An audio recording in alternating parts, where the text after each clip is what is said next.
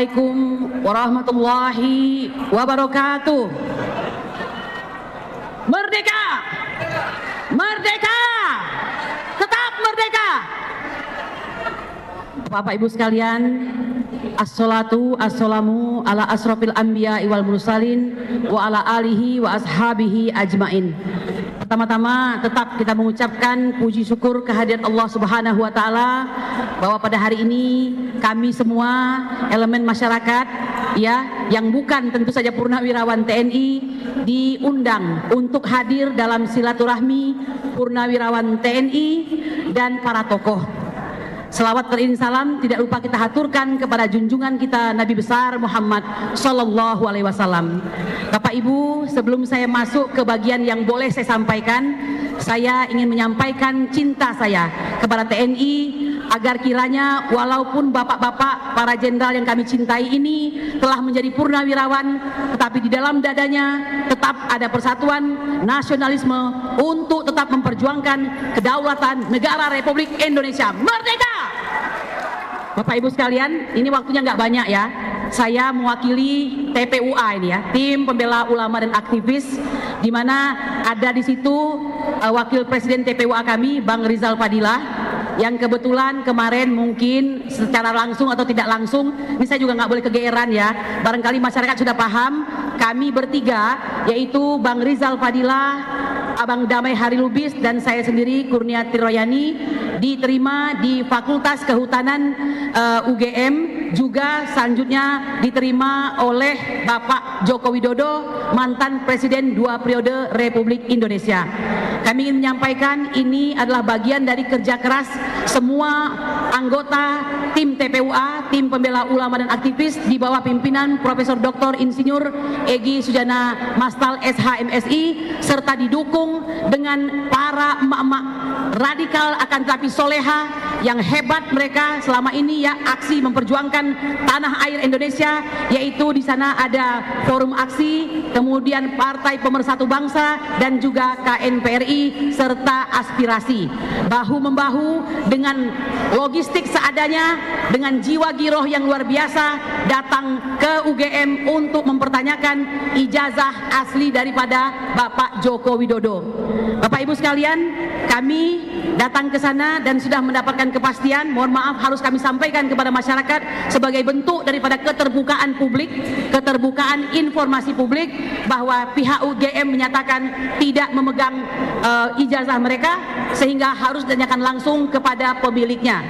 Satu hari kemudian kami langsung menghadap kepada Bapak Joko Widodo yang sungguh merupakan surprise mau menemui kami ya. Jadi itu bukan suatu ekspektasi yang utama. Kalaupun tidak memenuhi tidak apa-apa, yang penting kami sudah melakukan bagian kami, yaitu anak bangsa yang mencintai NKRI dan ingin terus tegaknya NKRI. Bapak Ibu sekalian, di sisi saya ini sudah ada Bapak Wakil Presiden kami Rizal Fadilah, mohon naik ke panggung ya, supaya saya bisa berbagi waktu ini ya, agar beliau bisa menyampaikan lebih banyak tentang pertemuan kami dengan, tentu saja ya, luar biasa kalau bisa bertemu mantan presiden. Nah, mungkin sayangnya ini mantan presiden yang penuh dengan kontradiksi begitu ya.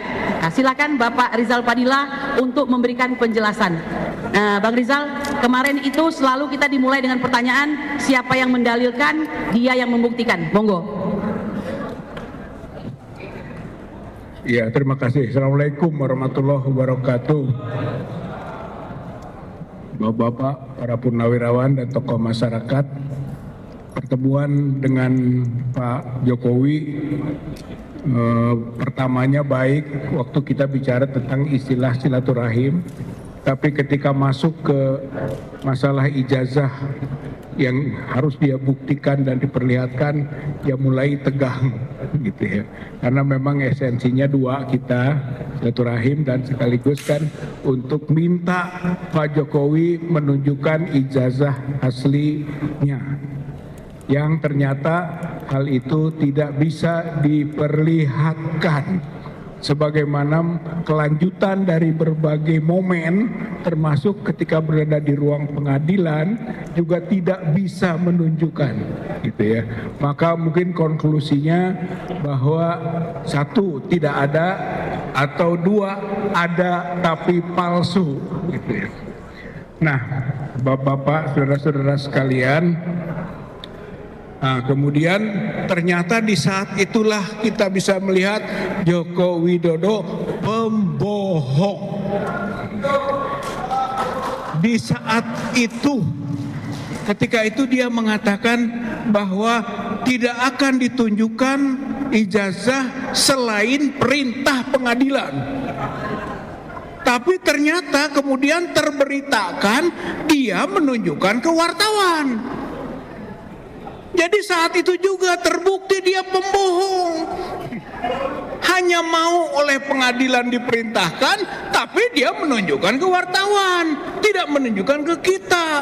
Gitu. Dan ternyata dari menunjukkan ke wartawan itu bahwa ijazah palsunya insya Allah terbukti. Dari mana? Karena waktu menunjukkan ijazah itu ke wartawan, wartawan tanya, ya kan, soal pakai kacamata, gitu. Jadi fotonya, foto yang beredar ijazah itu dengan yang ada di media sosial, nggak ada lagi.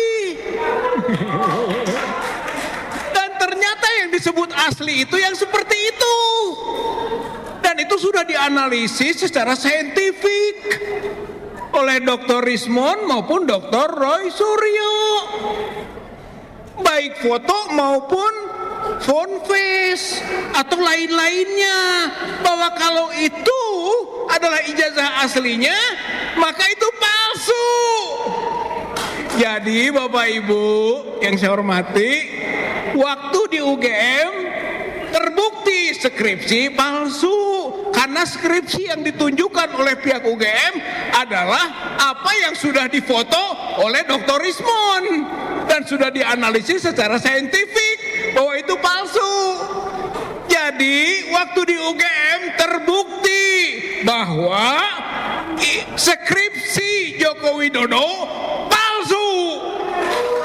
Dan ketika di Solo kita menyaksikan, tidak menunjukkan, tapi setelah itu ditunjukkan kepada wartawan, maka kesimpulannya juga ijazah UGM-nya palsu. Maka kita akan berburu terus ijazah itu. Saya kira intinya itu ya. Ya, saya kira mudah-mudahan karena ini bagian dari 3 jenis korupsi. Financially corruption, korupsi finansial. Satu, yang kedua authority corruption, korupsi kekuasaan. Itu diawalinya adalah dari documentary corruption, korupsi dokumen mulainya. Oleh karena itu, mohon dukungan dari bapak-bapak sekalian, ibu-ibu sekalian, kita untuk terus berjuang membuktikan bahwa skripsi Joko Widodo palsu dan berjuang ijazah Joko Widodo palsu sehingga nanti semua kebijakannya palsu dan Joko Widodo adalah presiden palsu. Kita pernah punya presiden palsu, maka tidak sah semua kebijakannya itu. Ini saja yang bisa saya sampaikan. Terima kasih. Assalamualaikum warahmatullahi wabarakatuh. Ya, bagian bapak-bapak sekalian, sekali lagi kami mempertegas, dari perjuangan ini kami membutuhkan bantuan backup dari bapak-bapak purnawirawan maupun dari TNI itu sendiri. Kami ingin agar kedaulatan ada di tangan rakyat, kedaulatan ada di tangan rakyat Republik Indonesia. Karena perlu diketahui, kesulitan-kesulitan selama di perjalanan yang kami alami itu adalah fakta, di mana menuju ke UGM tersebut kami disabotase ya, seperti itu. Dan alhamdulillah semua bersinergi. Satu di antaranya ucapan terima kasih ya, mohon maaf perlu sampaikan Ibu Dio ya Ibu Dio sempat menolong kami dengan menelpon ke Kasat Lantas ya di daerah kilometer 185. Kami alhamdulillah bisa mengurai 4 jam daripada kemacetan. Begitu turun orang dari TPUA hanya 15 menit bisa diurai. Apakah ini sebuah keadaan yang biasa atau sudah direkayasa ya, sehingga kami terlambat untuk sampai di UGM. Saya kira demikian, kami memohon bantuan daripada TNI dan Purnawirawan untuk mempertahankan negara kesatuan Republik Indonesia merdeka. Terima kasih, Pak. Luar biasa Ibu Kurnia ya, tadi itu Fadilah juga, Rizal Fadilah juga wakil dari TPPU karena ketuanya Egy Sujana ditahan ya, jadi akhirnya tidak ikut bertemu dengan mantan Presiden Jokowi.